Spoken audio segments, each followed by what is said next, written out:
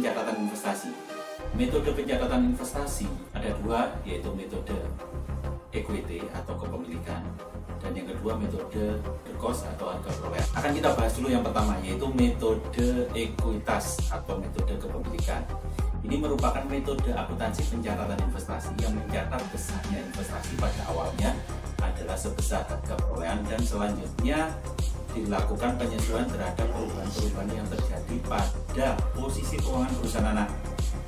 Nah, perubahan-perubahan itu apa saja? Yang pertama adanya laba usaha dari perusahaan anak, yang kedua adanya rugi usaha dari perusahaan anak, yang ketiga adanya pembagian dividen, yang keempat di sini adalah penambahan aset dari perusahaan anak, dan yang kelima adalah pengurangan aset dari perusahaan anak.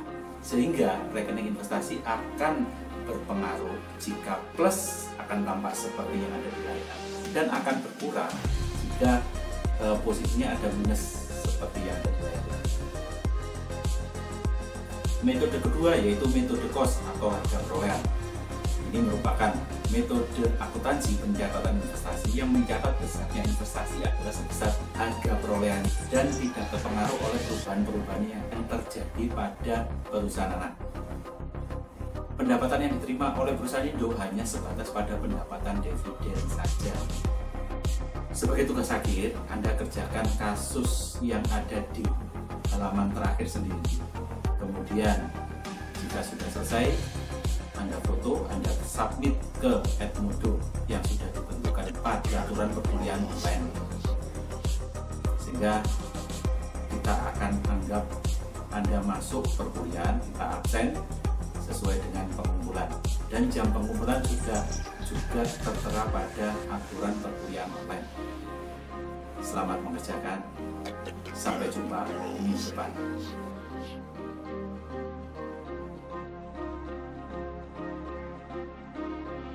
Jadi di metode equity ini kita membahas tentang pencatatan besarnya investasi yang pada awalnya sebesar harga perolehan dan selanjutnya disesuaikan dengan perubahan-perubahan yang terjadi pada perusahaan anak.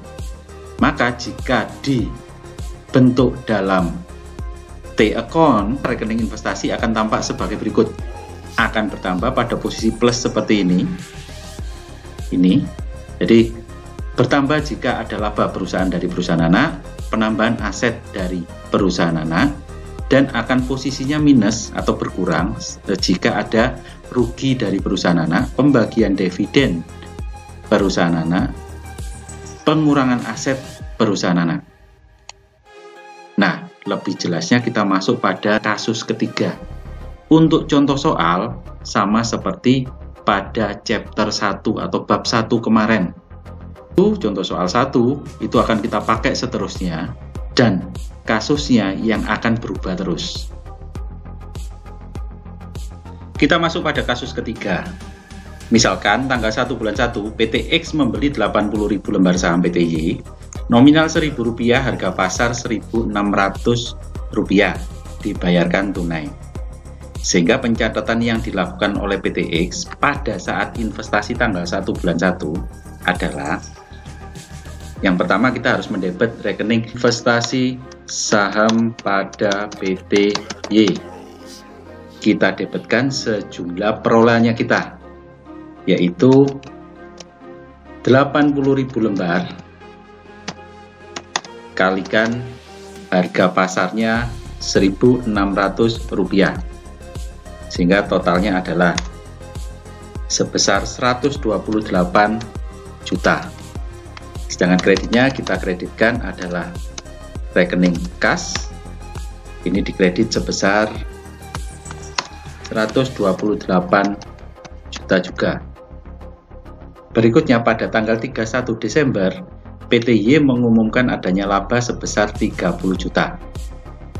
Nah, ini akan dicatat oleh PT X sebesar prosentase kepemilikannya. Dan sesuai dengan T-account investasi, jika ada laba dari perusahaan anak akan menambahi rekening investasi saham pada PT Y ini. Sehingga debitnya adalah investasi saham pada PT Y sebesar kepemilikan PTX terhadap PTY adalah 80.000 lembar, lembar saham yang beredar adalah 100.000, sehingga rasio kepemilikannya adalah 80%. Pengakuan labanya juga sebesar 80%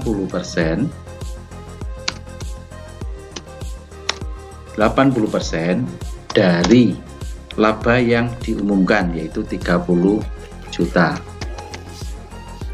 sehingga nilai total investasinya bertambah sebesar 24 juta. Nah, seperti ini. Sedangkan kreditnya di sini adalah rekening laba PTY. Laba PTY ini merupakan pendapatan lain-lain dari kantor pusat. Kemudian dari total laba ruginya PTX, kalau dibagi akan dibagikan dalam bentuk dividen ke induknya PTX. Kalau tidak dibagikan akan masuk menjadi akumulasi pada rekening laba yang ditahan PTX. Sehingga saya munculkan di sini rekening pengganti di neraca adalah laba yang ditahan sebesar 24 juta juga. 24 juta juga. Berikutnya, PTY membagikan dividen sebesar 10 juta. Menurut T-account investasi saham, jika ada pembagian dividen di sini akan mengurangi rekening investasi, sehingga pencatatannya sebagai kredit di sini adalah investasi saham pada PTY berkurang sejumlah 80% kalikan total dividennya adalah 10 juta, sehingga total yang dikurangkan di sini adalah sebesar 8 juta. Sedangkan di sisi debitnya kita menerima pendapatan dividen akan menambahi kas kita, atau kita asumsikan bahwa dividen yang dibagikan adalah dividen secara tunai, sehingga kita menerima kas. Sehingga debitnya adalah rekening kas, kita tambahkan atau kita debitkan sebesar 8 juta rupiah. Sedangkan kalau kita lihat dari PTY, maka pada saat investasi tanggal 1 bulan 1 tidak perlu ada pencatatan. Kenapa tidak perlu ada pencatatan? Karena kita asumsikan pada minggu sebelumnya bahwa jika ada pembelian saham dan tidak ada keterangan lebih lanjut, maka pembelian dilakukan di pasar modal, sehingga perusahaan yang sahamnya dibeli tidak akan merubah komposisi atau posisi keuangan dari perusahaan tersebut. Berikutnya, pada saat pengumuman laba oleh PTY, kita asumsikan bahwa laba tersebut adalah laba tunai. Pada kenyataannya, yang namanya laba di posisi aktiva dari neraca, nilainya tersebar pada seluruh rekening-rekening yang ada dalam aktiva perusahaan. Dan jika kita mengikuti hal tersebut, maka kita akan sulit mengerjakan soal yang ada. Sehingga kita asumsikan dalam asumsi dasar yang ketiga, jika ada laba, kita asumsikan bahwa laba tersebut adalah laba tunai. Jika laba tunai, maka pencatatannya adalah, yang pertama adalah kas kita debitkan sejumlah labanya, yaitu sebesar 30 juta, dan kreditnya di sini adalah rekening laba rugi. Rekening laba rugi jika di neraca ditampung pada rekening laba yang ditahan. Kita kreditkan laba yang ditahan di sini adalah 30 juta juga. Pada saat pengumuman dividen juga kita asumsikan bahwa dividen yang diumumkan adalah dividen pembayaran tunai, sehingga pada tanggal tersebut juga langsung dibayarkan secara tunai. Jika dibayarkan secara tunai, maka pencatatannya yang kreditnya kita pastikan mengeluarkan uang, berarti yang berkurang adalah rekening kas sebesar, di sini adalah totalnya 10 juta. Sedangkan rekening debitnya adalah rekening dividen yang merupakan bagian pengurang dari laba usaha periode yang bersangkutan. Nah, kalau pengurang laba usaha, maka pengganti rekening tersebut di dalam neraca adalah rekening laba yang ditahan. Sehingga kita debitkan rekening laba yang ditahan di sini adalah sebesar 10 juta juga. Maka pencatatannya akan tampak seperti ini jika kita menggunakan metode equity.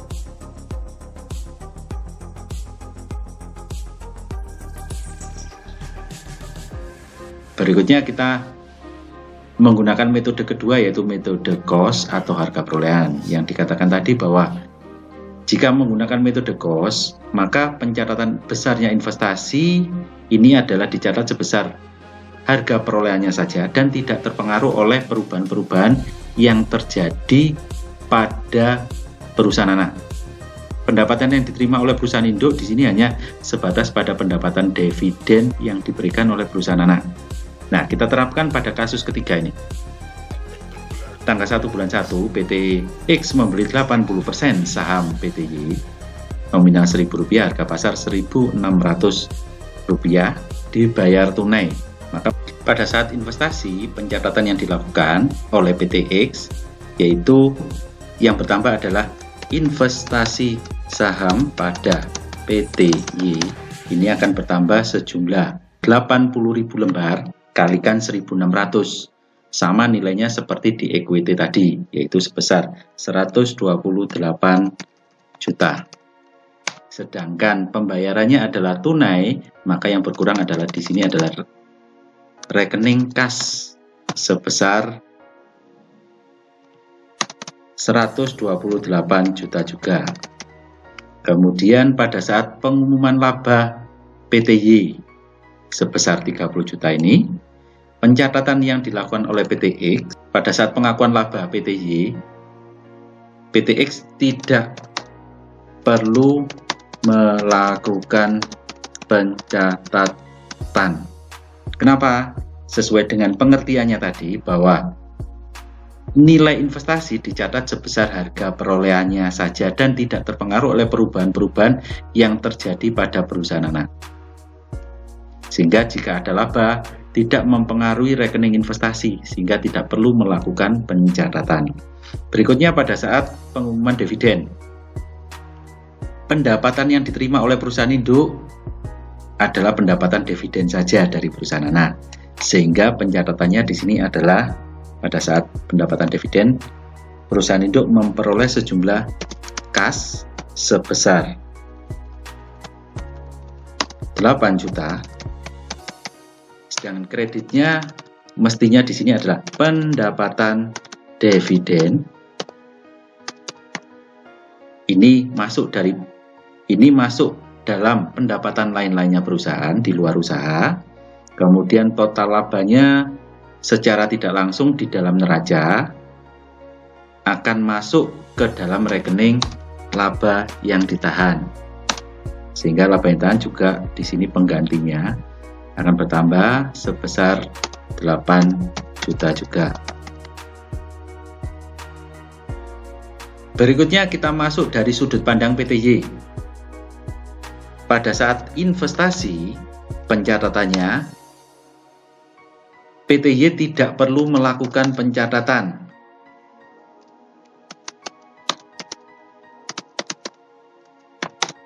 PTY tidak perlu melakukan pencatatan. Karena apa? Sesuai dengan asumsi dasar pertama bahwa jika ada pembelian, maka pembelian dilakukan di pasar modal. Sehingga perusahaan yang dibeli tidak merubah komposisi laporan keuangan yang ada.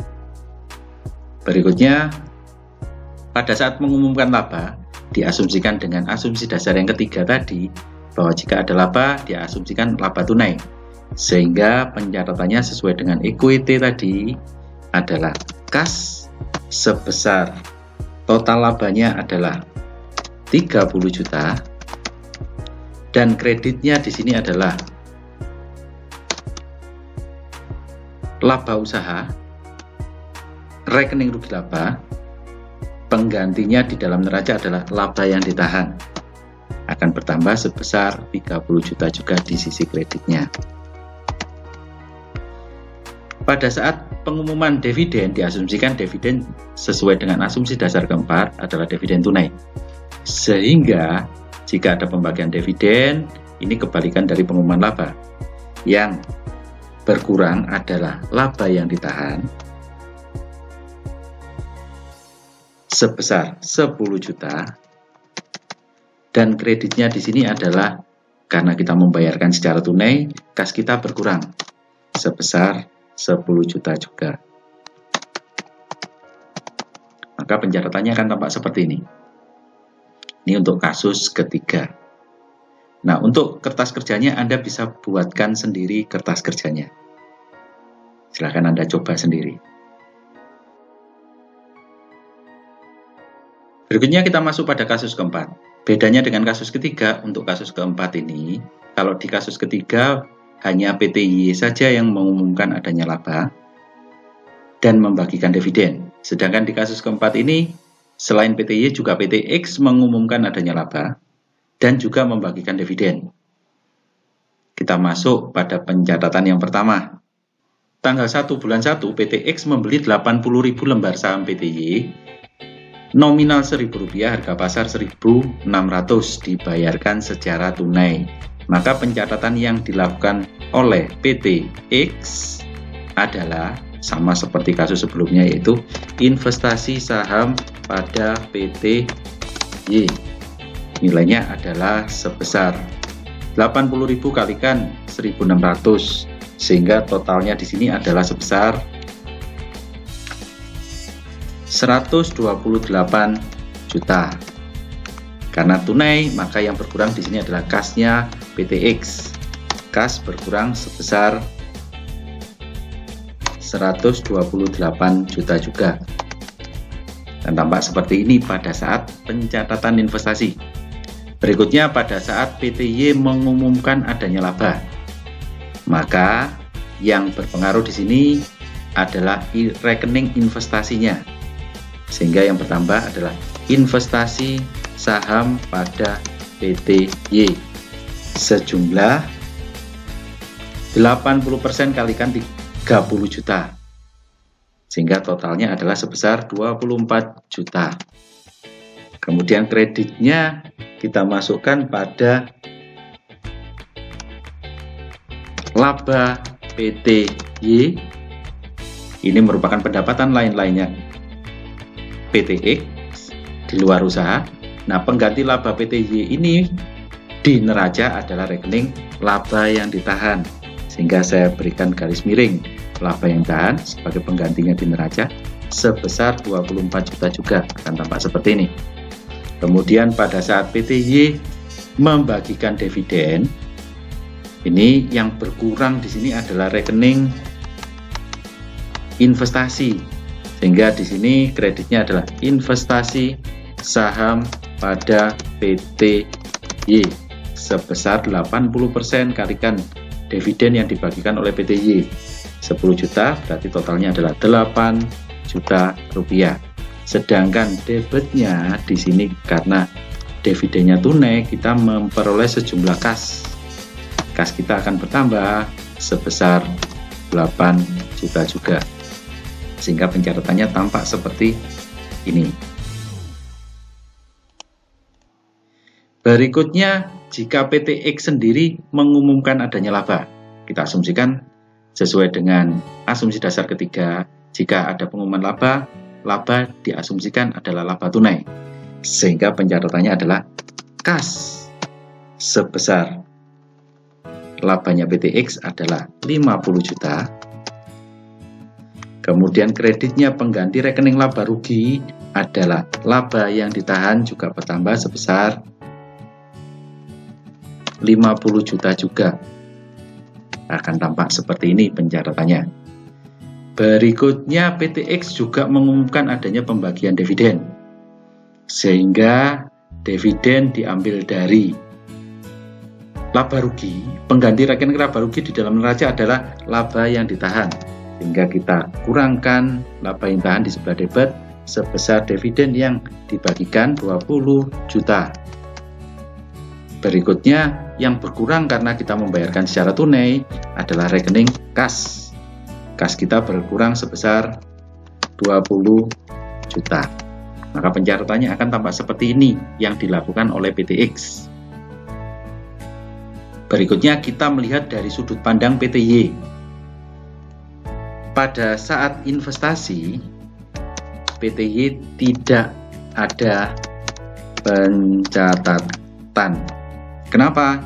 Karena sesuai dengan dasar asumsi yang pertama bahwa jika ada pembelian saham, pembelian tersebut dilakukan di pasar modal sehingga tidak mempengaruhi komposisi keuangan dari perusahaan yang dibeli. Di sini adalah PTY. Sehingga PTY pada saat transaksi investasi tidak melakukan pencatatan.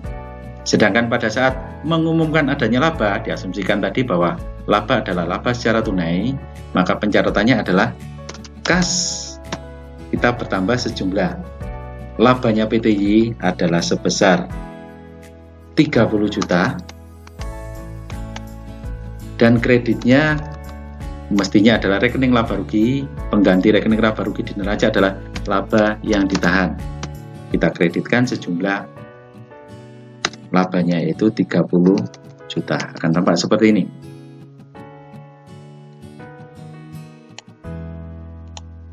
Berikutnya pada saat PTY mengumumkan adanya pembagian dividen.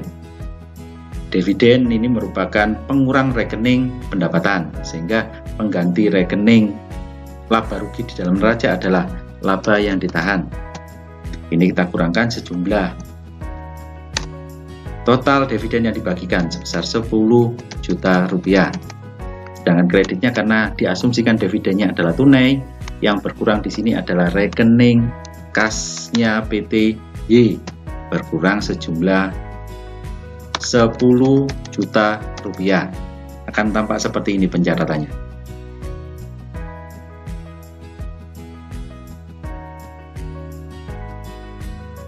Berikutnya jika menggunakan metode cost untuk kasus keempat ini. Yang pertama, kita lihat dari sudut pandang PTX pada saat pencatatan investasi. Pencatatannya yaitu investasi saham pada PTY sebesar 128 juta yang merupakan perhitungan dari 80.000 lembar saham kalikan harga pasarnya Rp1.600. Karena dibayarkan tunai, maka sisi kreditnya di sini yang berkurang adalah rekening kas sejumlah 128 juta juga. Berikutnya pada saat pengumuman laba dari PTY. PTX di sini tidak melakukan pencatatan. Kenapa? Karena sesuai dengan metode cost bahwa PTX tidak melakukan penyesuaian terhadap rekening investasi terhadap perubahan-perubahan yang terjadi pada perusahaan anak. Sedangkan pada saat PTY mengumumkan adanya dividen, maka yang diterima oleh PTX di sini adalah sejumlah kas. Kas di sini adalah sebesar 8 juta adalah 80% kalikan dividen yang dibagikan 10 juta sehingga totalnya adalah 8 juta. Kemudian kreditnya di sini adalah pendapatan dividen. Pengganti rekening pendapatan dividen di dalam neraca adalah laba yang ditahan. Kita kreditkan di sini juga sebesar 8 juta. Akan tampak seperti ini pencatatannya. Kemudian jika PTX mengumumkan adanya labanya dia sendiri sebesar 50 juta, maka pencatatannya yang pertama adalah kas. Karena laba kita asumsikan merupakan laba tunai, sehingga kasnya bertambah sebesar 50 juta. Dan kreditnya adalah rekening laba rugi. Pengganti rekening laba rugi di dalam neraca adalah laba yang ditahan sejumlah 50 juta juga akan tampak seperti ini. Kemudian PT X juga umumkan juga pembagian dividen. Jika ada pembagian dividen, maka dividen diambilkan dari laba usaha. Pengganti laba usaha di neraca adalah laba yang tahan. Kita kurangkan sejumlah dividen yang dibagikan adalah 20 juta. Kemudian kreditnya kita asumsikan dividen tunai, maka yang berkurang adalah rekening kas. Kasnya kita kurangkan sebesar 20 juta juga, akan tampak seperti yang ada di layar ini. Berikutnya kita masuk pada sudut pandang PTY. Nah, pada saat investasi sama seperti metode equity tadi, tidak ada pencatatan.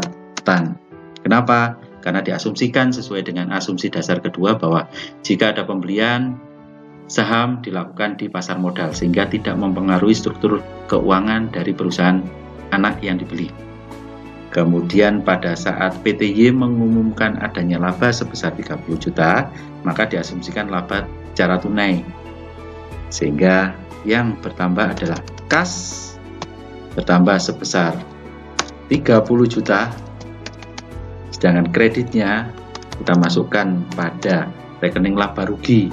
Pengganti rekening laba rugi di dalam neraca adalah laba yang ditahan. Kita tambahkan juga di kredit sebesar 30 juta. Akan tampak seperti ini pencatatan yang dilakukan oleh PTY pada saat mengumumkan adanya laba. Sedangkan pada saat mengumumkan adanya pembagian dividen, karena dividen diambilkan dari laba, berarti pengganti rekening laba di dalam neraca adalah laba yang ditahan. Kita kurangkan di sebelah debit sebesar 10 juta. Dan kreditnya karena kita asumsikan tadi adalah dividen tunai, maka yang berkurang adalah rekening kas, berkurang sebesar 10 juta juga, akan tampak seperti yang ada di layar ini.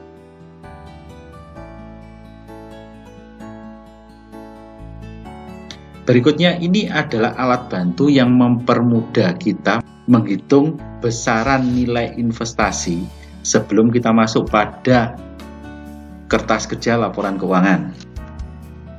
Ini langsung ada dua metode. Metode pertama di sini adalah metode equity, metode kedua adalah metode cost. Saldo awal yang ada sebelum adanya transaksi pembelian saham di sini yang punya adalah rekening laba yang ditahan. Nah, ini dalam ribuan. Saya kasih keterangan saja dalam ribuan. Sehingga di sini saldo awalnya sesuai dengan neraca awal adalah 50 juta. 50.000 di sini. 50.000 juga dalam 00. Kemudian tanggal 1 bulan 1 PT X beli sahamnya PTY sebanyak 80.000 lembar dengan nilai totalnya 128 juta. Cost maupun equity pencatatannya Anda lihat di pencatatan awal tadi sama sebesar 128 juta. Sehingga saldo awal masing-masing rekening adalah sebesar 128 juta. Laba yang tahannya untuk metode equity 50 juta. Metode cost investasinya juga sama 128 juta. Laba yang tahannya juga sama 50 juta. Berikutnya kita masuk pada laba usaha. PT X mengumumkan adanya laba usaha sebesar 50 juta. 50 juta ini laba usahanya sendiri, yang mana perhitungan nilai investasi dan laba yang tahan ini yang juga yang membuat adalah PT X, maka di sini akan menambahi rekening laba yang ditahannya sejumlah 50 juta juga. Sedangkan cost juga sama, karena sesuai dengan perhitungan kita asumsikan bahwa laba adalah laba tunai, jurnalnya adalah kas pada laba yang ditahan, maka metode cost ini juga kita tambahkan sebesar 50 juta juga. Sedangkan PTY mengumumkan adanya laba sebesar 30 juta. 30 juta tidak 100% dikuasai oleh PT X, tapi yang dikuasai adalah sebesar 80%-nya saja. Yang mengakui laba perusahaan anak di sini adalah metode equity saja, yaitu 80% kalikan 30 juta, yaitu senilai 24 juta. Laba yang ditahan juga akan bertambah sebesar 24 juta karena merupakan bagian dari pendapatan lain-lainnya perusahaan induk atau PTX di sini. Berikutnya metode cost tidak akan mempengaruhi komposisi dari investasinya, sehingga investasinya tidak bertambah juga tidak berkurang, sehingga kita nolkan di sini. Laba yang ditahan juga tidak berpengaruh, sehingga total setelah laba untuk metode equity khususnya rekening investasi saham pada PTB di sini adalah sebesar 152 juta. Kemudian rekening laba yang ditahannya adalah 124 juta, kan tampak seperti ini. Sedangkan pada metode cost setelah laba usaha investasinya tetap sebesar 128 juta dan laba yang tahan saldo akhir setelah laba usaha adalah sebesar 100 juta. Berikutnya pada saat mengumumkan adanya pembagian dividen, PTX mengumumkan adanya pembagian dividen sebesar 20 juta karena dividen ini merupakan bagian laba dan laba sudah kita masukkan ke rekening laba yang ditahan. Jika dibutuhkan kita keluarkan lagi, sehingga di sini kita kurangkan untuk membayarkan dividen sebesar 20 juta. Cost juga demikian, metode cost kita kurangkan sebesar 20 juta karena membagikan dividen. Sedangkan dividen dari perusahaan anak atau dari PTY sebesar 10 juta tidak sepenuhnya diakui oleh perusahaan induk. Yang diakui di sini adalah sebesar 80%-nya saja. 80% dari 10 juta, 80% dari 10 juta adalah 8 juta. Di metode equity ini akan mengurangi rekening investasi, sehingga investasi di sini kita kurangkan sebesar 8 juta dan tidak mempengaruhi pada rekening laba yang ditahan. Sedangkan pada metode cost di sini tidak mempengaruhi rekening investasi, tapi mempengaruhi rekening laba yang ditahan sebagai bagian dari pendapatan dividen, menambahi sejumlah 8 juta rupiah. Sehingga saldo akhir masing-masing rekening untuk metode equity investasi saham total akhirnya adalah sebesar 144 juta. Sedangkan rekening laba yang ditahan metode equity adalah 104 juta. Pada metode cost rekening investasi saham nilainya tetap sebesar 128 juta. Sedangkan laba yang ditahannya adalah sebesar 88 juta. Nah, saldo akhir ini yang akan kita masukkan pada kertas kerja masing-masing metode. Untuk metode equity atau ekuitas, ini untuk investasi awal kita masukkan sebesar ini, yaitu 144 juta dalam ribuan, bukan dalam jutaan. Oh iya, ini ada sedikit kesalahan bahwa investasinya bukan pada PTB tapi PTY. Ini investasinya juga pada PTY. Kita kembali ke sini. Kemudian rekening laba yang ditahannya akhirnya adalah rekening laba yang tahan akhir adalah sebesar 104. Nah, kita masukkan di sini sebesar 104 juta. Dan tampak seperti ini. Kemudian perhitungan kas, untuk perhitungan kas sesuai dengan soal pertama di bab 1, saldo awal kas di sini adalah sebesar 150 juta. Kemudian untuk PTX, kemudian dipakai untuk beli investasi sebesar 128 juta. Kemudian ditambahi dengan laba usahanya pada periode berjalan sebesar 50 juta. Kemudian dia juga membagikan dividen sebesar 20 juta mengurangi. Kemudian dapat dividen dari perusahaan anak adalah sebesar 8 juta. Sehingga saldo akhir kasnya PTX adalah sebesar 60 juta. Sedangkan kasnya PTY saldo awalnya adalah sebesar 25 juta. Tidak ada investasi yang dia beli. laba usaha periode berjalan adalah 30 juta, membagikan dividen sebesar 10 juta, dividen dari perusahaan anak tidak ada, sehingga total kas akhirnya adalah sebesar 45 juta. Akan tampak seperti ini. Kita masukkan total ini di kertas kerjanya. Di sini adalah sebesar 60 juta. Kemudian kasnya PTY adalah 45 juta, sehingga di neraca konsolidasinya total kas adalah 105 juta. Sedangkan piutang dagang tidak ada perubahan. Sesuai dengan soal pertama, PTX piutangnya adalah 50 juta, kemudian PTY adalah 25 juta, sehingga total piutangnya adalah sebesar 75 juta. Kemudian investasinya 144 juta tadi sudah kita hitung. Kita eliminasikan sebesar 80% dari modal saham, kita tangguhkan dulu. 80% dari agio juga ditangguhkan. 80% dari laba yang ditahan juga ditangguhkan. Kita langsung ke rekening aktiva tetap. Aktiva tetap PTX sesuai dengan soal pertama adalah sebesar 300 juta. Silahkan dibuka di soal pertama, kita buktikan di sini adalah 300 juta. Kemudian aktiva tetap PTY adalah 150 juta, sehingga total aktiva tetap di neraca konsolidasi adalah sebesar 450 juta. Nah, ini kita total dulu.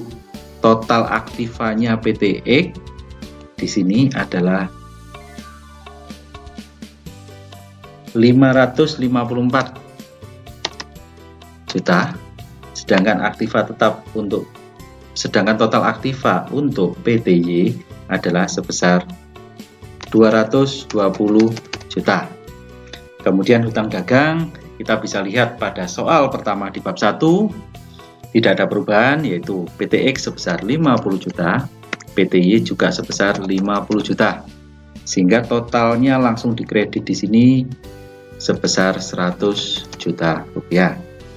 Modal saham PTX sesuai dengan soal pertama adalah 300 juta.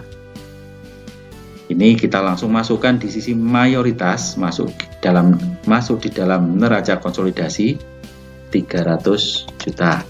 Sedangkan modal sahamnya PTY adalah sebesar 100 juta. Ini harus kita eliminasikan dulu sebesar kepemilikannya, yaitu 80% dari 100 juta, nilainya adalah 80 juta, sehingga yang masuk di neracanya hanya sisi minoritas saja, sebesar sisanya 20 juta. Kemudian agionya PTX sesuai dengan soal pertama adalah 100 juta, tidak ada perubahan. Kemudian kita langsung masukkan di mayoritas neraca konsolidasi sebesar 100 juta juga. Kemudian agionya PTY pada soal pertama adalah sebesar 30 juta. Tapi kita harus melakukan eliminasi sebesar 80% dari 30 juta. Nilainya adalah sebesar 24 juta. Sehingga hak minor yang muncul di neraca hanya sebesar 6 juta. Kemudian laba yang ditahan PTX sudah kita hitung tadi, ketemu 104 juta, kita langsung masukkan di sisi mayoritas neraca konsolidasi 104 juta. Sedangkan laba yang ditahan PTY ini harus kita lakukan perhitungan dulu.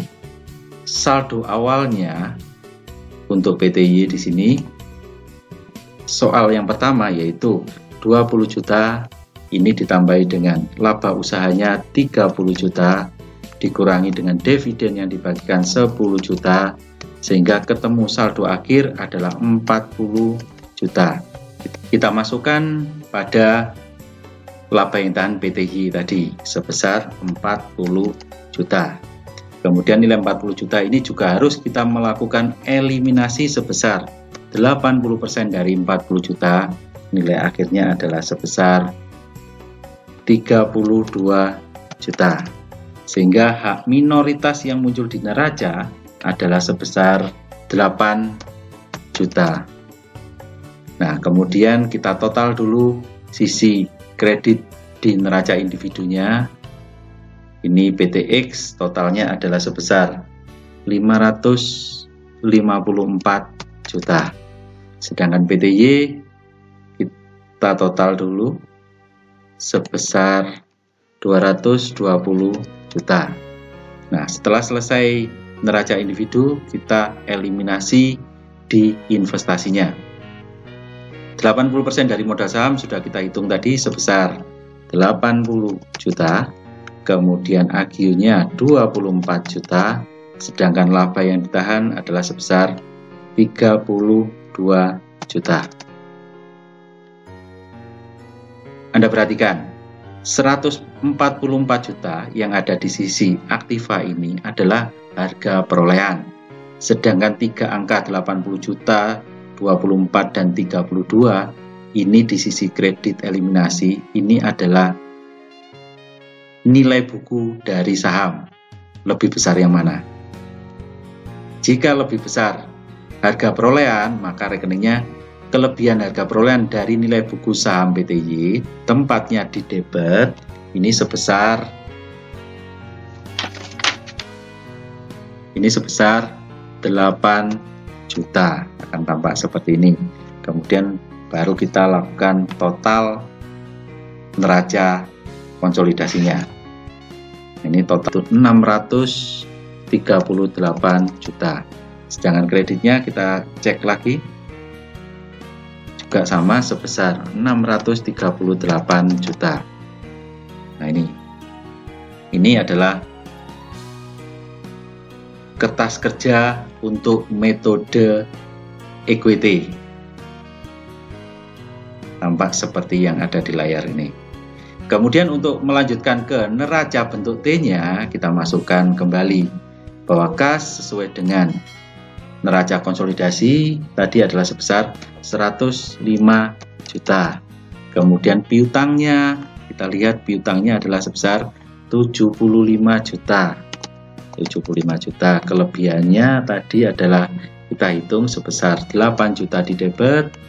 Aktiva tetapnya total adalah 450 juta, sehingga total aktivanya adalah 638 juta. Sedangkan di sisi kreditnya, di sini hutang dagang totalnya adalah 100 juta. Kemudian hak mayoritas terdiri dari modal saham PTX di sini sebagai mayoritas adalah 300 juta, AGU-nya 100 juta, laba yang tahan 104, sehingga total hak mayor di sini adalah sebesar 504 juta. Sedangkan hak minor dari sisi PTY adalah untuk modal saham 20 juta, untuk AGU 6 juta, untuk laba yang ditahan adalah 8 juta, sehingga hak minoritasnya adalah sebesar 34 juta. Total untuk pasifanya atau hutang dan ekuitas di sini adalah sebesar 638 juta. Ini adalah neraca konsolidasi untuk metode equity. Sebenarnya metode equity maupun metode cost, neraca konsolidasi angkanya harusnya adalah sama.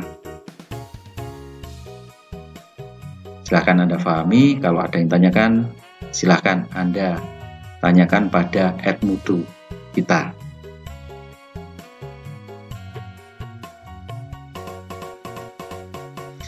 Berikutnya kita masuk pada kertas kerja metode cost. Sesuai dengan perhitungan nilai investasi dan laba yang tahan, untuk besarnya investasi metode cost adalah sebesar 128 juta. Itu Anda bisa cek pada perhitungan nilai investasi dan laba yang tahan yang kita hitung tadi. Kemudian laba yang ditahan PTX metode cost kita hitung tadi sebesar total akhirnya tadi adalah 88 juta.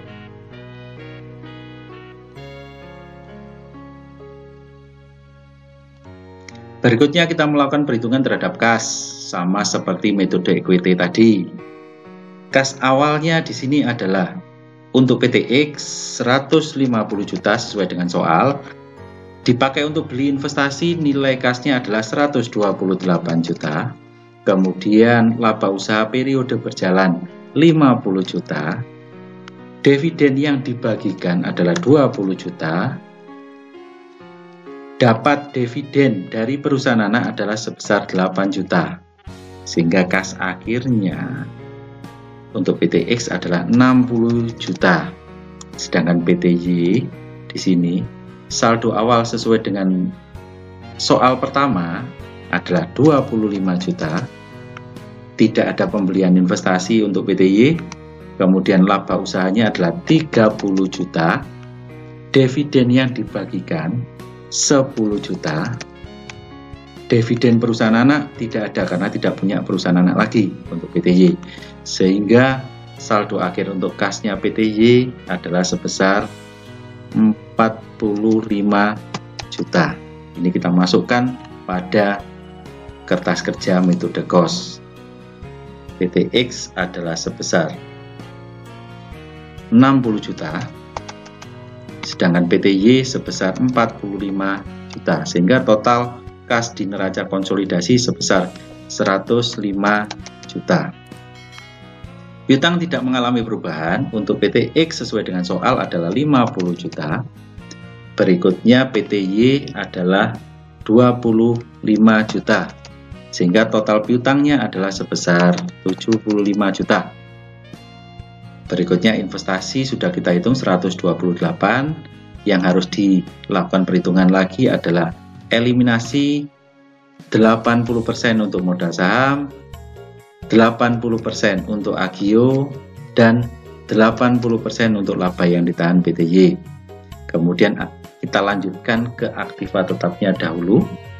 PTX aktiva tetap 300 juta, PTY aktiva tetap 150 juta, sehingga totalnya adalah 450 juta. Kita total dulu.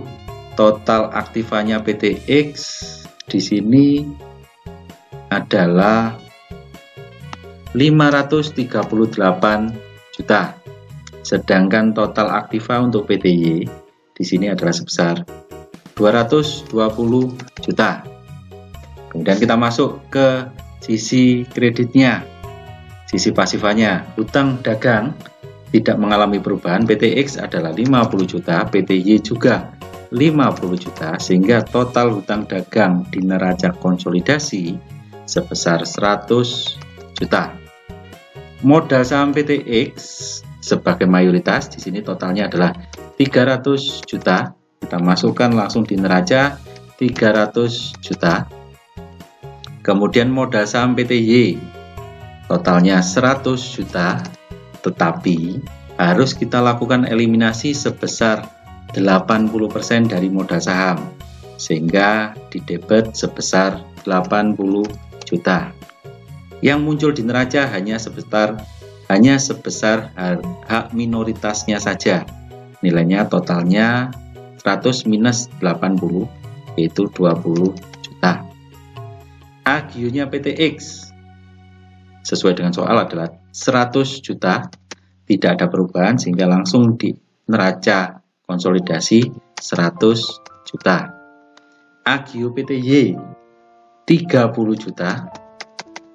Kita harus lakukan eliminasi sebesar 80%, sehingga nilai eliminasinya di sini adalah sebesar 24 juta. Hak minor yang muncul di neraca hanya sebesar 6 juta saja. Berikutnya laba yang tahan PTX sudah kita hitung di perhitungan nilai investasi. Saldo akhirnya adalah 88 juta, sehingga masuk di neraca hak mayor di sini adalah 88 juta. Selain laba yang tahan untuk PTX, kita harus melakukan perhitungan terlebih dahulu. Yang pertama, saldo awal sesuai dengan soal adalah sebesar 20 juta. Berikutnya untuk investasi tidak ada, laba usaha adalah 30 juta, dividen yang dibagikan sebesar 10 juta, kemudian dividen dari perusahaan anak tidak ada, sehingga nilai akhir dari laba yang ditahan PTY adalah sebesar 40 juta. Kita masukkan di kertas kerja metode kos 40 juta. Eliminasinya adalah sebesar 80%. Perhatikan sebentar, perbedaan antara metode cost dan metode equity untuk eliminasi dari laba yang ditahan. Kalau untuk metode equity adalah 80% dari saldo akhir laba yang ditahan. Sedangkan di sini untuk metode cost eliminasinya adalah 80% dari saldo awal laba yang ditahan. Artinya saldo awal laba yang ditahan sebelum adanya penambahan laba dan pengurangan dividen. Nah, ini tampak seperti ini. Sehingga saldo awalnya kita bisa lihat di sini adalah sebesar 20 juta. 80% dari 20 juta kita masukkan di kolom eliminasi. Berarti sebesar 16 juta. Hak minoritas kita tangguhkan dulu. Nah, untuk khusus metode cost ini muncul rekening baru. Rekeningnya adalah laba yang ditahan untuk perusahaan induk. Di sini induknya adalah PTX, maka rekeningnya laba yang ditahan untuk PTX. Nilainya langsung di neraca konsolidasi sebelah kredit. Besarnya adalah laba bersih perusahaan. Laba bersih adalah laba usaha dikurangi dengan dividen yang dibagikan periode bersangkutan. Laba usaha 30, dividennya minus 10, sehingga laba bersihnya adalah 20 juta dikalikan 80% eliminasi, sehingga di sini adalah 16 juta untuk laba yang tahan PTX. Untuk rekening laba yang tahan untuk PTX. Sehingga minoritas merupakan sisanya. Dari 40 juta dikurangi eliminasi 16, dikurangi laba yang tahan untuk PTX 16, sehingga sisanya tinggal 8 juta. Akan tampak seperti ini. Berikutnya kita total neraca individu PTX sebelah kredit. Nah, neraca individunya PTX sebelah kredit di sini totalnya adalah 538 juta. PTY sebelah kredit 220 juta. Nah, kalau sudah sama seperti ini, kita lanjutkan untuk menyampingnya. Investasi kita selesaikan. Eliminasi 80% dari modal saham di sini adalah 80 juta. Kemudian dari Agio 80%-nya adalah 24 juta. Dari laba yang tahan 80% laba yang tahan awalnya adalah 16 juta. Kita bandingkan 128 ini adalah harga perolehan saham, 80, 24, dan 16 ini adalah nilai buku dari saham. Lebih besar yang mana? Tampaknya lebih besar harga perolehan, sehingga munculnya rekening kelebihan harga perolehan dari nilai buku saham PTY ini tempatnya di sebelah debit sebesar sisanya, selisihnya. Di sini adalah sebesar 8 juta.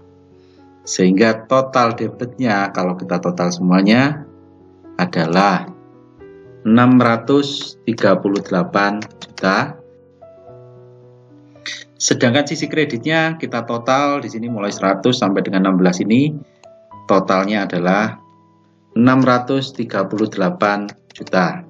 Nah, kalau sudah selesai kertas kerja metode cost, kita masukkan pada neracanya metode cost. Mulai dari yang pertama, kasnya adalah sebesar 105 juta di kolom terakhir tadi. Kemudian piutangnya di kolom terakhir adalah 75 juta.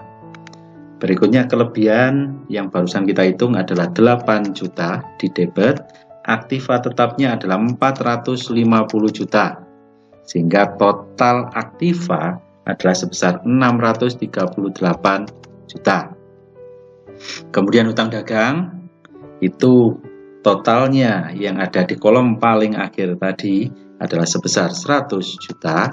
Kemudian hak mayoritas saham terdiri dari modal saham PTX 300, Agio PTX 100, laba yang ditahan PTX 88, ada rekening baru laba yang tahan dari PTY yang ditransfer dari PTY tadi adalah sebesar 16, sehingga total hak mayornya adalah sebesar 504 juta.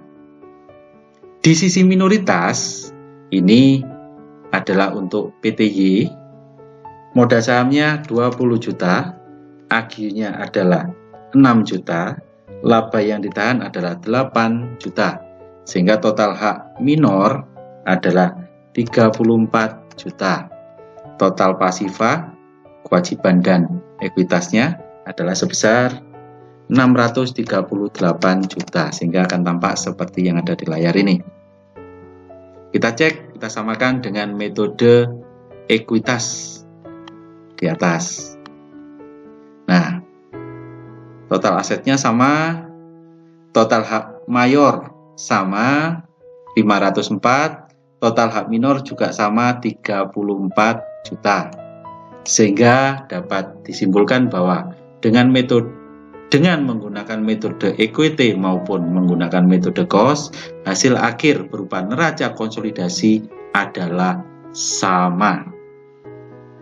Silakan Anda coba untuk kasus-kasus berikutnya. Nah, untuk kasus berikutnya, kasus kelima, ada di file terpisah, saya berikan di Edmodo-nya.